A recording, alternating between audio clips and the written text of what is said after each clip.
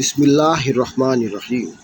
اسرائیل کی سابقہ وزیر اعظم گولڈا مائر نے کہا ہے کہ میری زندگی کا سب سے برا اور خوشگوار دن وہ تھا جب میں نے مسجد اقصی کو آگ میں جلتے دیکھا۔ جب اس سے وجہ پوچھی گئی تو کہنے لگی، برا دن اس لیے کہ جس دن میں نے مسجد اقصی جلائی تھی تو میں ساری رات سو نہ سکی کہ کہیں صبح عالم اسلام ہم پر حملہ نہ کرتے، کیونکہ اگر ایسا ہو گیا تو پھر اسرائیل کا وجود مٹ جائے گا۔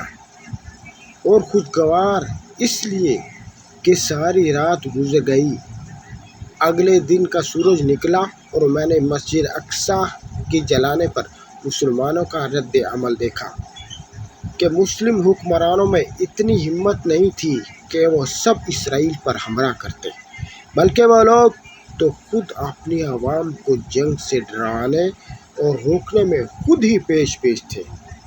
یہ سب دیکھ کر میں مطمئن ہو گئی کہ اب اسرائیل حدود عرب میں محفوظ ہے اور ہمیں امت مسلمہ سے کوئی خطرہ نہیں ہے۔